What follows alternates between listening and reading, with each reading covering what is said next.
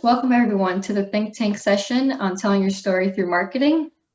My name is Maria Galino and I'm from ICIC. We will begin in a couple of minutes, and I just wanted to start off with some housewarming things. So please rename yourself in the chat, preferably to your company name, your full name, and also what industry you're in. And we also encourage you all to turn on your cameras so you can discuss the topics during the breakout sessions. And while in the main room, please remain on mute until we do the breakout rooms in a couple of minutes. I'll let Sandy tell you more about that shortly. And so basically, I'm excited to introduce Sandy Lish, the principal and co-founder of the CASA Group, a PR, marketing, crisis, and event management firm headquartered in Boston. And it was actually named the Forbes 2021 Best PR Agency. And Sandy will be leading us throughout the session today. And without further ado, Sandy, take it away.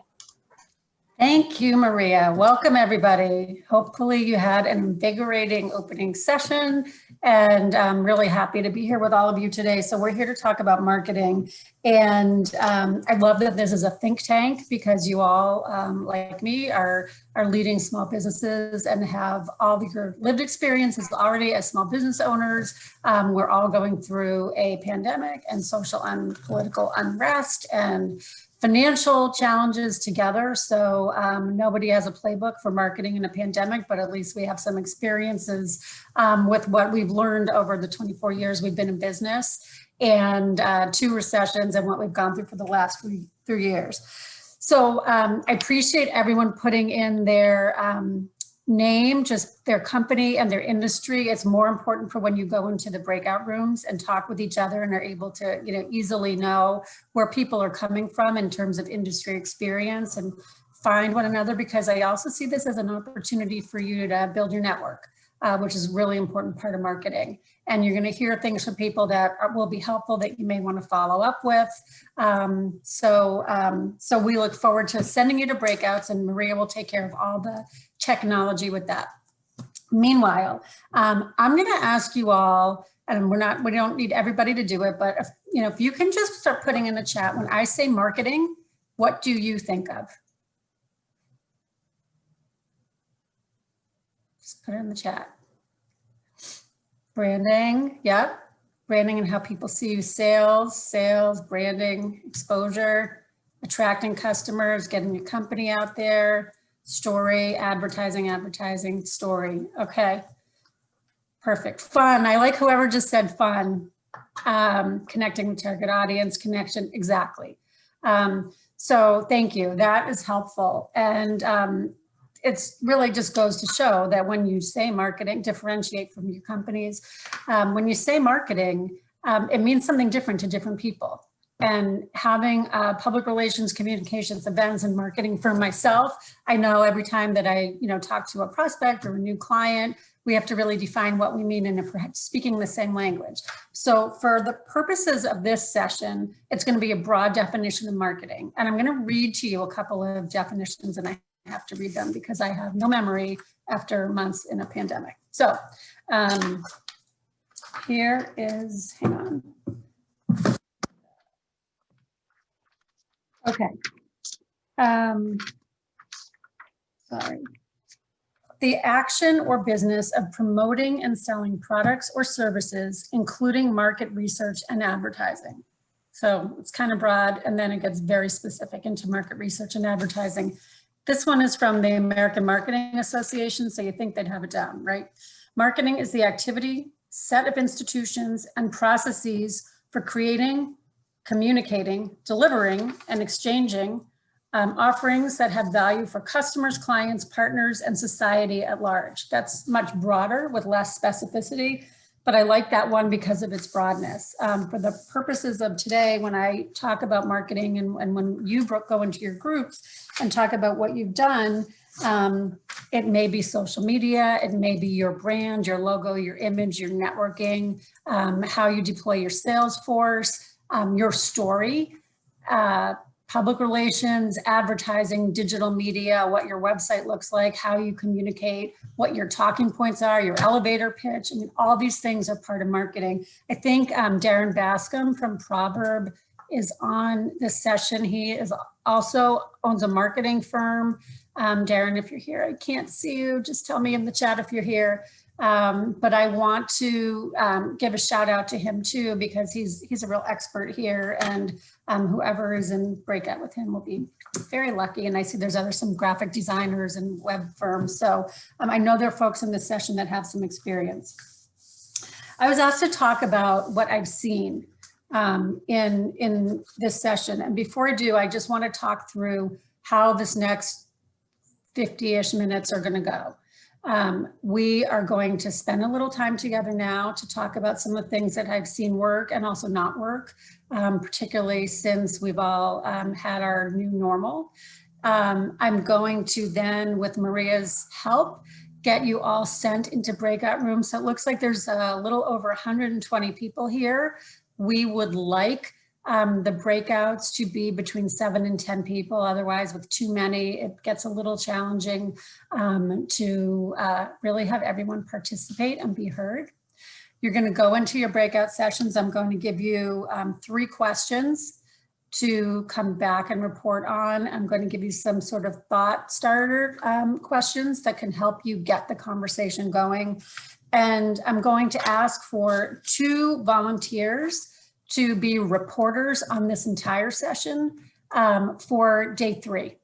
So if anyone would like to raise their hand now to be a reporter for the group, that will be great. If you want to wait till we get ready to go into the breakouts, that's fine too. I need 2 reporters, and then each session, each breakout room is going to have its own kind of leader and reporter. And Maria has kindly just put in the chat a link to a sheet that says what the questions are and gives you a place to track them. So that's how it's going to go. We're going to come back together after the breakout session and hear from some of you on what your common challenges, solutions, and needs are around marketing. And my hope is that within your breakouts, because this is a think tank session and you're here to all learn from each other, you'll create some relationships. You'll find people with similar needs, or people who have done things that can be successful for you or overcome challenges that you've had. And you can build relationships with those people and continue to connect, knowing what industry they're in and what their company is as well. Are there any questions before we continue? I'll look at the chat. And I'm going to try not to look at the chat while I'm speaking. Maria's keeping an eye on it. So if there's something that somebody needs help with or has a question about, please put it in there, and Maria will let me know. Okay. Okay. So I was asked to talk about what I've seen I was asked to talk about what I've seen during this time, during this pandemic. Like I said, I'm a small business owner too. So I happen to be a marketer slash small business owner. So I wear a lot of hats like all of you do, but I know how to do marketing, but I don't know how to do, well, I mean, we've been a long time, but I'm not an expert. Thank you, Laura Gallagher, for raising your hand. I'm not an expert on, finance, HR, technology, the other types of things that go along that are all the hats that we have to wear. So luckily, we are able to do our own marketing, and we have advice and counsel to help us with those other things. And I think many of you who are not in marketing fields have different challenges. You're experts in what you do and what you sell, and you're wearing multiple hats, and marketing might not be the hat that you're most comfortable with. Or even if it is, you have other things that you would like to explore and learn about. So we're gonna learn all together and from each other in these groups. But some of the things that I've seen happening during the pandemic, storytelling has become even more important. How you talk about what you do to cut through the clutter. Today is a good example of clutter. Today is Giving Tuesday. And for anyone running a nonprofit, this is a day when they're trying to reach out. And for anyone who is on mailing lists from nonprofits, we're getting inundated, right, all day long. So the brand, what stands out, how you tell your story is really important in a pandemic when people are going from Zoom to Zoom, or are trying to figure out how to get PPP money or other grant money, or what repayment means, or all the other things that we're trying to deal with, managing our people. So storytelling has been really important. People are paying a lot of attention to how they talk about who they are and what they do in a way that's relevant to today. Some companies, and we saw this right at the beginning when things started shutting down here in Boston in March and April, we saw a lot of clients saying, like, we got to pull back on marketing. And having been running an agency for 20 plus years, we've been through 2 recessions. It's often one of the first things to go for many firms who are just looking at the bottom line, because it's hard to prove ROI, particularly with PR. You know, you're looking at keeping your people or keeping your product going and keeping your social and digital going. And you might just say, you know what, I can't do marketing anymore. But I've also seen a lot of others double down. And we're one of the ones that doubled down. I'll get to that in a minute. A lot of companies have, to use the overused word, pivoted during this time. And if you don't tell the story of your pivot, nobody knows that you've pivoted. So, you know, being able to be nimble and letting people know what you're up to is really important. And sharing solutions. And the other thing that's become really popular is kind of a buzzword is brand journalism. And that means that's another word for storytelling, but finding ways to tell your stories using things like LinkedIn and blogs and podcasts and places where you can tell your story versus just placing an ad. So that's what I've seen. I can tell you a little bit about what we've done because, you know, when this all hit at the beginning of middle of March, nobody knew how long it was going to be. But everybody, you know, immediately knew something bad was happening and budgets. We do event management. So all of our live events, that's about 40% of our business, just went away immediately. A lot of our PR clients decided, you know, that they either needed to put their budget on hold and see what would happen. Our nonprofit clients weren't having their fundraisers, so they were losing, you know, expected revenue, like that they would use to have somewhat paid us to do the work for them. And so things started going away really quickly. We thought about what we should do, learning lessons from our last 2 recessions. The first recession we went through, we were just done. We thought with our hearts and not our heads. We made some silly decisions about keeping people that we shouldn't have kept because we felt bad and we were too nice. The second recession that we went through, we acted really fast. We made hard business decisions based on numbers. And in retrospect, there were probably a couple people we should have kept that were really solid people that we should have found a way to keep. This time, we married them together. And in looking at what we needed to focus on, we decided we needed to focus on our own marketing.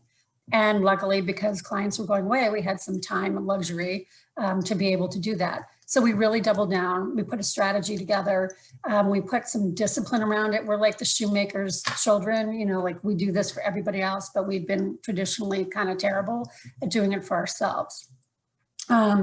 Because, you know, the client needs always come first, which I'm sure, you know, all of you with customers and clients, which is everybody, understands. So we really doubled down. We put structure around it. We created a team. We created bi-weekly meetings. We put together a plan and we just executed the heck out of it. And that means we really thought about our social media. We thought about our products. We created 2 new products, virtual events, which we had done a little of, but not a lot. We really started talking about and letting everyone know we were doing it. And then we added a medical expertise into our crisis management team to be able to help people figure out what to do, which was really relevant at the beginning of the pandemic. And then we told everyone. And so for us, what worked was relying on the relationships that we had built, relying on the people that already knew us and trusted us, the customers we had in the past, the people that were referral sources, and doing everything from like blasts through our database to individual calls with people just to see what they were up to and to let them know what we were up to. And networking is really important for us in the service business. And we suddenly couldn't do that. That's a big part of our traditional marketing.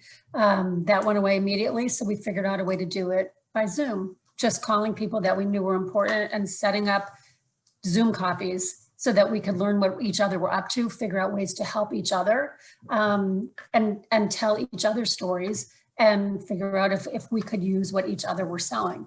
And that's what really worked for us, the structure, the diligence, the sort of scattershot, like getting the message to everybody, but then cherry picking important people that we needed to talk to, and keeping our visibility up, which, traditionally, as I said, we had not done as much in the traditional way. So our social media got really, really tight. We have a social media schedule where we know what we're pretty much posting every week. We look at our calendar and see what's coming up.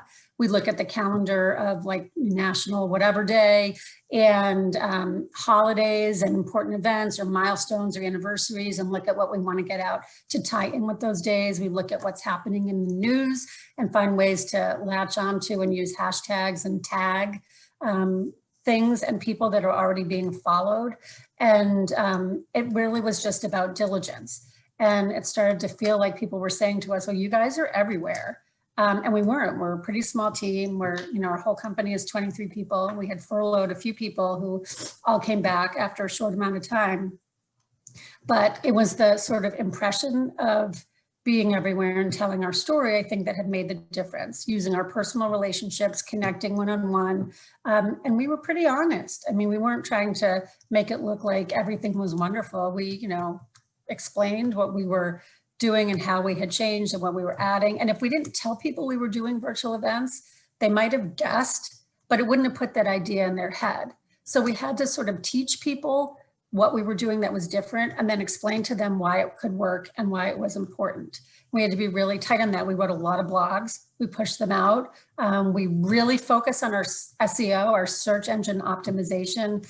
That's not our expertise, but we have a third-party firm that does that and helps us with this. And that SEO has been amazing. You're having the right search terms, keeping our website updated and fresh, posting our blogs. We write them not because we expect 1 million people to be reading them, but it helps our SEO. And we get more leads in now than we ever have, just over the transom. We get the traditional ones that we know from knowing people, but the ones that are coming in over the transom, we just won our biggest account that we've ever had on Friday. And that came from SEO, which is really weird and never happens. But I think also in a pandemic, people are making decisions a little quicker because they don't have the time to just move around and, and just deliberate. People have to move quickly. So it's a blend of many things that tell your story. We've probably all heard that thing, when you hear something once, you might sort of hear their name, but then when you hear it again and then you hear it the third time, that's when it starts to sink in. So being on social, doing some PR, being in traditional media, reaching out to someone directly, asking for introductions, that's marketing too. Asking people who they can connect you with, who you can have an informational. There's never a time when I have a one-on-one call with someone that I don't learn something that I can do for them or that they could potentially do for me. Oh, I see Darren. Darren is one of those people. Darren and I have a call set up for Monday because we have a common client. And, we don't know a lot about each other's business, but we're in complementary spaces and we have a shared client and we worked together once a very, very long time ago. So we're going to talk about what we're each doing. And, I don't know what that will lead to, but it's worth doing. So Darren, do you want to add anything about what you're doing? Or I don't mean to put you on the spot, but you come to this from a different brand and logo development. Darren. Sure, yeah. And apologies for the late start. I had some trouble getting on. So with Proverb, we're a brand agency focused primarily on placemaking, place branding. A lot of the work that we do revolves around physical locations of one sort or another. So it could be in the commercial real estate space, it could be a museum, it could be a municipality, it could be a healthcare institution.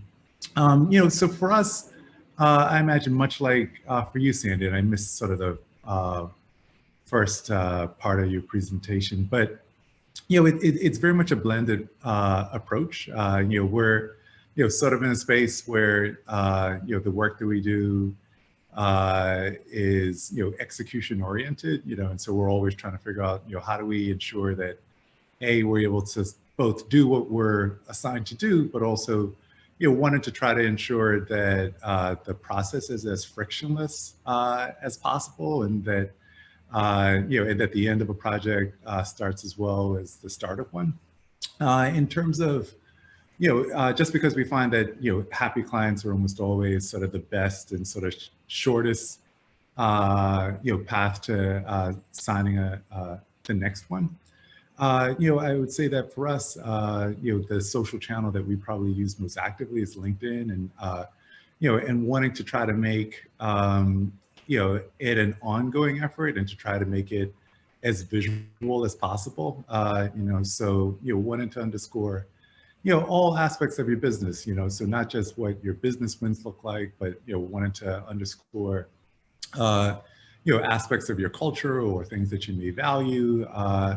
In addition to that, much like you, Sandy, we really have tried to invest pretty heavily in SEO and and also and paid social. And what we found is that it has kind of allowed us to amplify almost anything that we're doing. And so to put something on Instagram or on Facebook, and then sort of hit that with a small investment is something that we found has been really useful for us.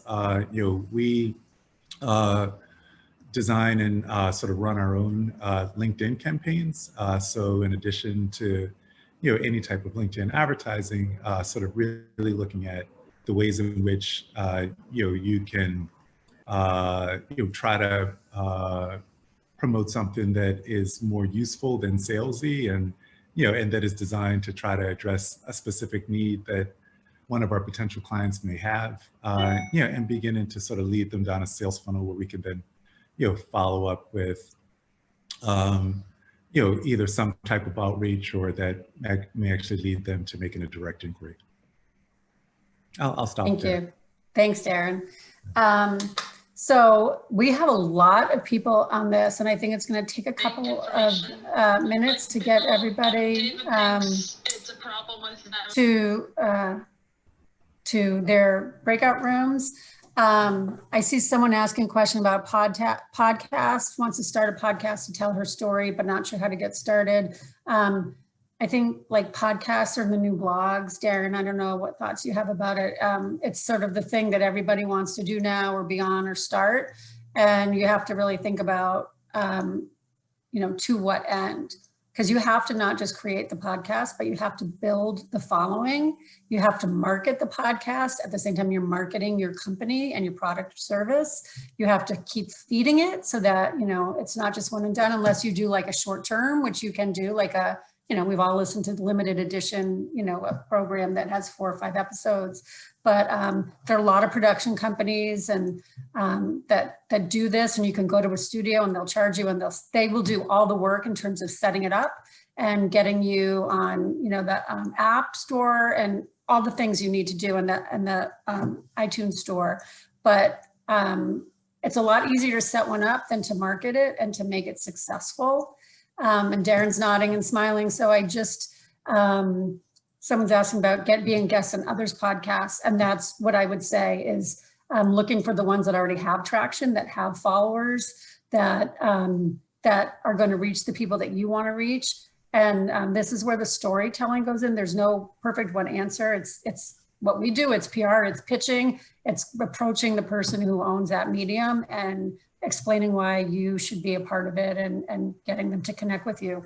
I think this is a good, and we can talk more when we come back together, but I think this is a good time to send you to the breakouts, because I want to make sure you will have enough time together, and then we can share a little bit at the end. So Maria is going to help tremendously by getting everyone where they need to go. You don't need to do anything. If you can keep your cameras on, and as I said, if you can put in your name, your company name, and also what you do, it will just be, sort of what your industry is. It would be helpful so you can identify when you're each talking. We're going to try to have 7 to 10 people in a room. And these are the 3 things that you are going to answer. You're going to answer, what are the top 3 common challenges? So you're all going to have different ones. You all do different things, and you're in different parts of the country, and you're in different stages in business's life cycle. But if you can come up with the 3 common things that are challenges, that's what we're looking for. Top 3 common challenges. And then these do not have to be common, but top 3 solutions or resources that you have found. And then your top 3 outstanding questions that you have about marketing. And when you get to the breakout room, you know, take a minute to introduce yourself. Somebody in the room, please volunteer to be the scribe for all of this. Again, Maria has put in the chat. Maria, maybe you want to put it again so people don't have to scroll through everything. There's a form that you can fill out, and that will be the easiest way for you to jot this down. I would also really encourage everyone to keep their own notes, because you're going to hear things that maybe resonate to you, but don't make it to the top 3 list and don't get memorialized and reported back. And I would also recommend that you think about who said things in your chat, in your breakout, that that could be helpful to you, or who asked a question that you could help answer. And you have their names and companies, and you know, figure out a way to build your network and connect with them offline. And think of this actually as a marketing opportunity too, because you're going to be sharing about what you're doing and learning what each other do. And I'm hoping that there'll be some connections coming out of this that will help you with your businesses. So then we're going to come back. It's about 1:42 right now, 1:43. We'll come back at about 2:05-ish. We'll send you back here. You'll have I think there's a countdown clock you'll see in the corner. So you'll know how much time you have. And then we're not going to be able to go through everyone's, but we'll ask for a few volunteers to talk about their top 3s. We'll save a little bit of time for questions, and then you guys get a break. So does that make sense? Does it sound good? I know everyone's on mute, but I see some thumbs up. So, all right, Maria is going to send you off. Have a great time, make some great connections, and we will see you shortly. Okay, I'm sending everyone off now.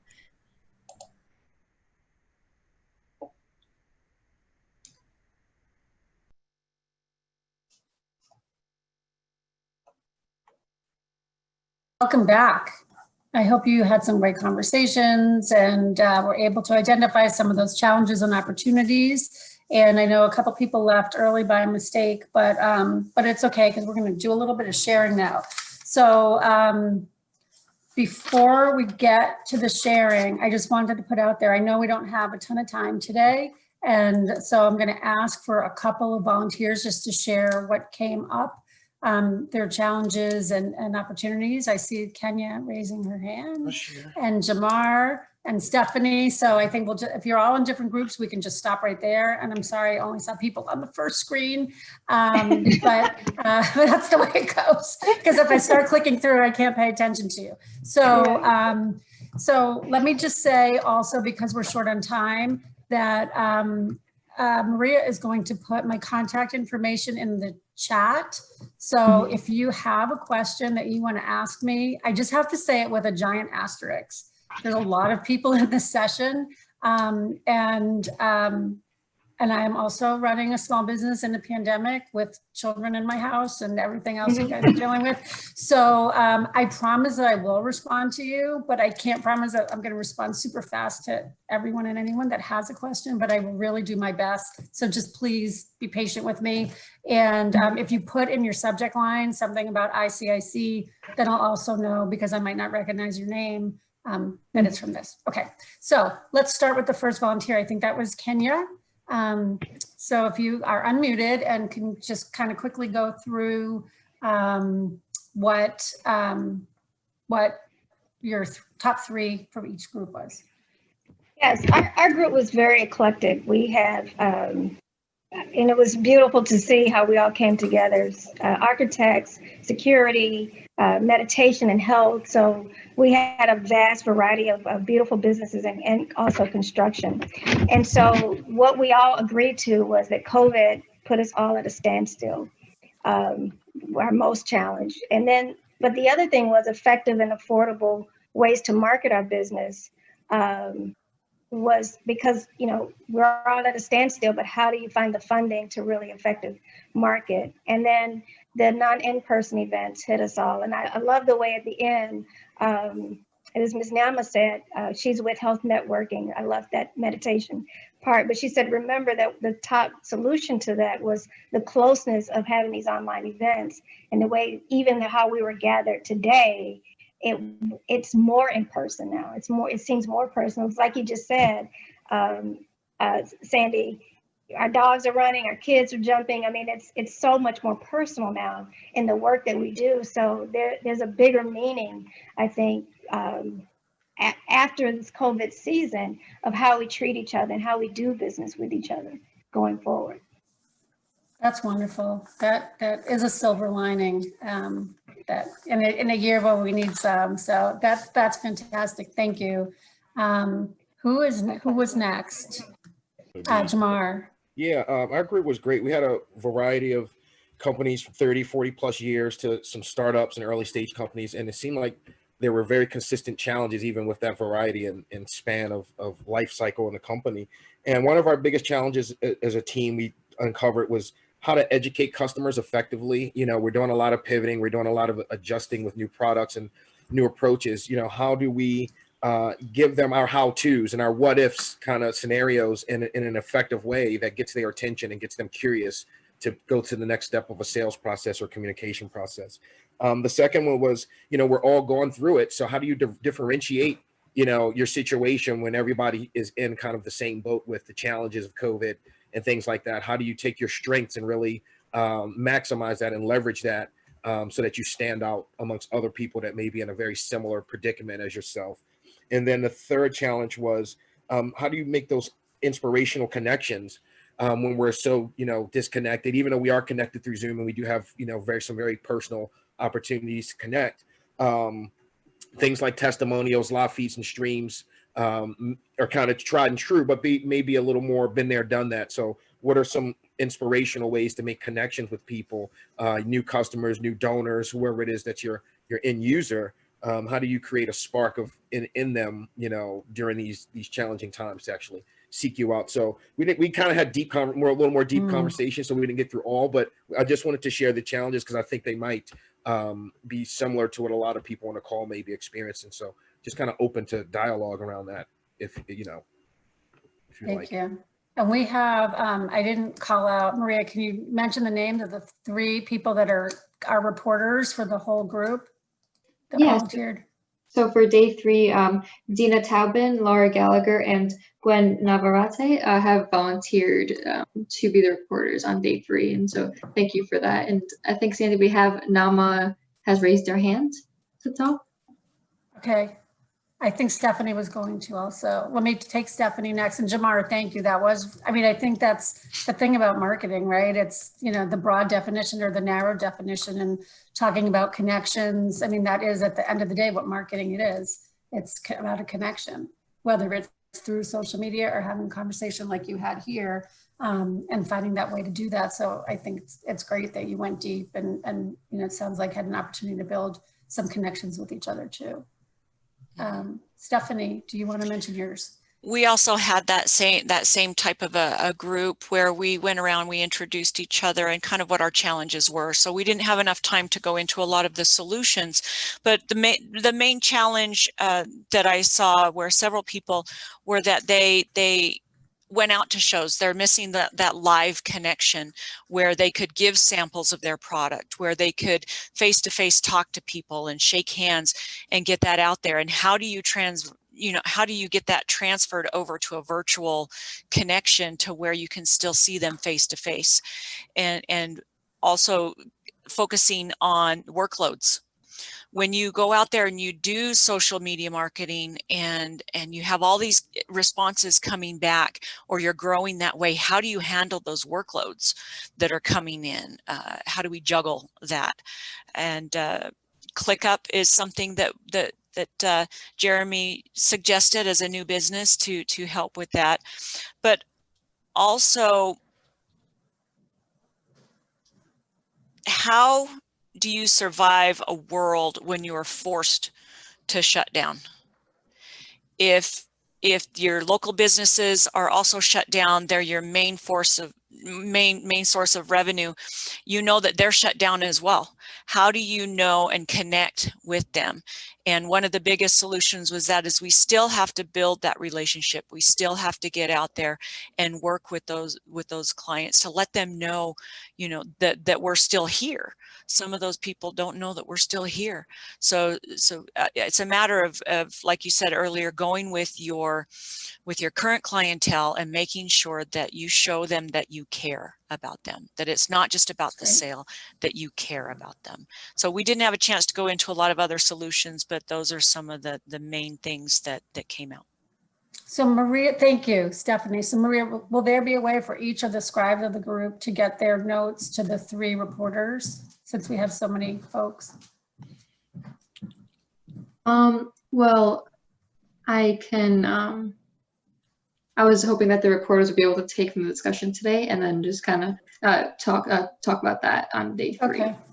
Yeah. Because I know everyone did some hard work, and there's just too many groups to get through. Maybe, oh, Laura said you took notes. Thank you. If everyone, if the 3 reporters want to put their contact information in the chat right now, and those of you that were scribes for your breakout want to share anything with them to make sure that it gets included in the reporting back. I mean, I think with so many people, there's a lot of great information here. It'd be great to find a way that it all gets reflected.